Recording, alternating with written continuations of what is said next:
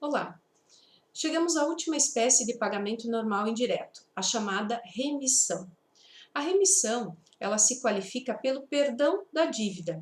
Então, ocorre o perdão da dívida, o devedor não precisa cumprir a prestação e nem o credor vai receber.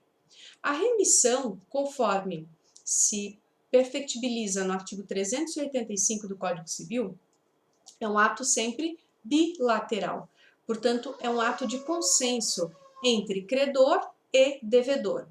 Aí a gente fica pensando, poxa, qual é o devedor nos tempos atuais que não vai aceitar o perdão de uma dívida? Isso se dá porque nós estamos pensando geralmente em dívidas que são pagas em dinheiro. Fato é que em algumas situações, no âmbito familiar, muitas vezes, existem dívidas que onde por questão de honra o devedor quer cumprir o pagamento. Então, mesmo que o credor emita uma declaração perdoando essa dívida, se o devedor não aceita, não consente com essa remissão, ele pode fazer uso, se o credor não quiser receber, inclusive do pagamento em consignação. A remissão, ela não tem uma formalidade exigida em lei. Na realidade, essa remissão que nós estamos tratando, ela segue o formato do negócio original. Ou seja, se o perdão da dívida envolve o ato de perdoar a transmissão da propriedade de um imóvel, a transmissão de um direito real, pelo que nós estudamos no 108 do Código Civil, se dá por escritura pública. Portanto, a remissão quanto à entrega da propriedade imóvel, ela vai seguir a mesma forma, escritura pública. Então, pode ser expressa, pode ser tácita a remissão, mas sempre vai seguir a forma do negócio original. Então, lembrando, é importante frisar, inclusive, que a remissão é sempre um ato bilateral, de consentimento entre credor e devedor, certo? Então, essa ideia vem expressa aqui no 385. A remissão da dívida aceita pelo devedor extingue a obrigação, mas sem prejuízos de terceiro, portanto, envolve o consentimento de ambos. E é claro que aqui, conectando com o direito civil enquanto sistema, caso o devedor aceite o seu perdão e o credor emita o perdão, mas o credor, em razão da remissão que ele concede, ele passa a ser insolvente. Os credores desse credor poderão arguir a fraude contra credores através da ação pauliana, prevista lá no 158 do Código Civil. Então, aquele credor que já estava insolvente ou que foi levado à insolvência em razão desse perdão, caso ele tenha dívidas e, portanto, não vá conseguir saldar o pagamento dessas dívidas, qualquer desses credores, do credor que remitiu, poderá, no prazo de 4 anos, propor a ação pauliana ou revocatória dessa remissão, certo? Então, conectando lá com a fraude contra credores que se estuda no 158 do Código Civil. E aí o prazo para propositura lá no 178 também do nosso Código Civil. Então, pessoal, seguindo no tema, é importante também frisar que além da remissão poder abarcar toda a dívida ou parte dela, ou seja, a remissão pode ser total ou parcial, ela também pode ser expressa escrita, expressa verbal ou tácita. Como é que se perfectibiliza uma remissão tácita? O legislador, ele cita o 324 e o 386 do Código Civil. Lá no 324, onde nós estudamos as provas do pagamento, quando o credor entrega ao devedor o título que representa a dívida, presume-se quitada a dívida, ou seja, quitada através do perdão.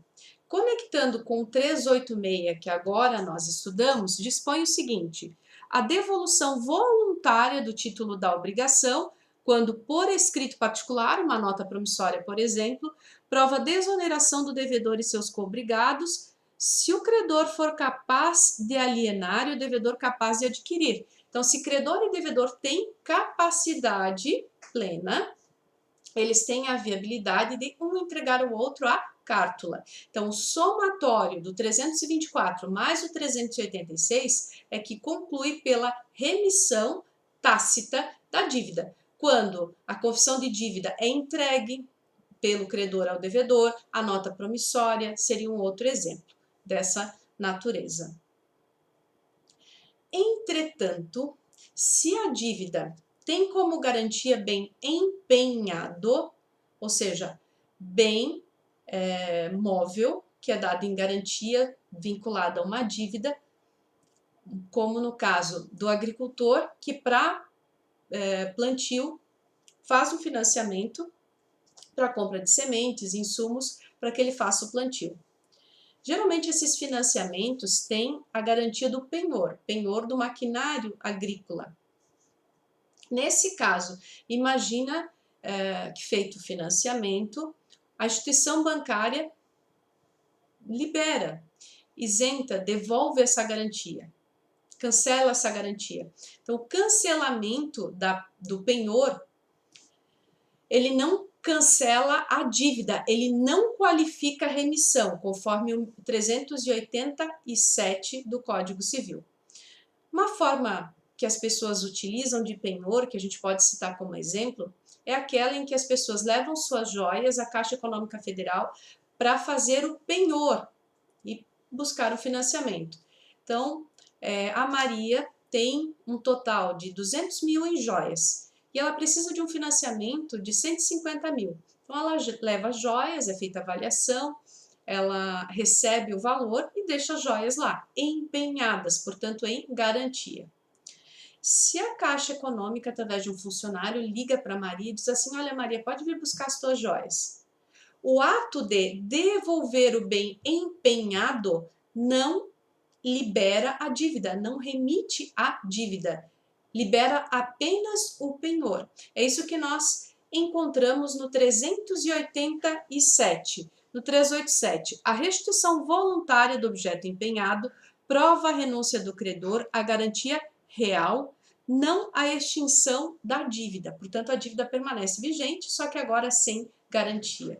Nessa linha, segue também o artigo 1436, parágrafo 1º do nosso Código Reale, que é o nosso Código Civil.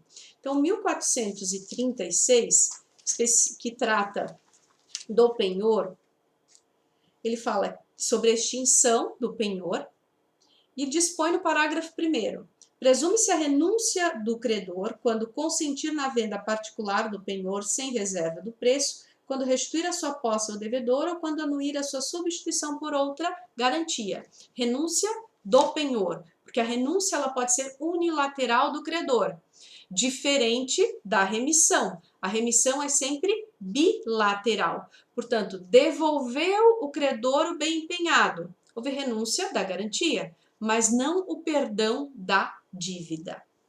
E por fim, chegamos ao 388. No 388, nós temos regulamentado pelo Código Civil o que acontece se houver o perdão da dívida de um entre vários devedores solidários daquela dívida. Então, se todos os devedores solidários da dívida são perdoados, morre a dívida por inteiro. Mas a discussão acontece quando temos 4 devedores solidários e desses 4 devedores solidários, apenas 1 ou 2 são perdoados. Então, o efeito do 388 consiste em abater a cota na relação interna do devedor remitido do valor total da dívida. Portanto, aqueles devedores solidários que não foram perdoados, eles continuam devendo solidariamente, mas agora com valor descontado da cota, descontada a cota que era equivalente ao devedor remitido. Ou seja, se nós temos uma dívida de 100 mil reais devida por 4 devedores solidários, devedor A, B, C e D. O devedor A é remitido pelo credor. Isso significa que dos 100 mil foi perdoado 25 mil dessa dívida. Mas B, C e D continuam devendo solidariamente 75 mil reais.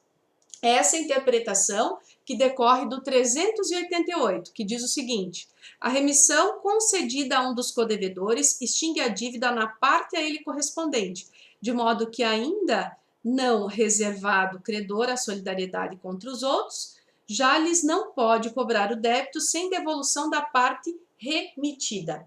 É a mesma ideia aplicada para a obrigação indivisível, como nós estudamos lá no artigo 262, parágrafo único. Então, a função aqui da remissão é parágrafo único não, no caso do 262 foi o caput.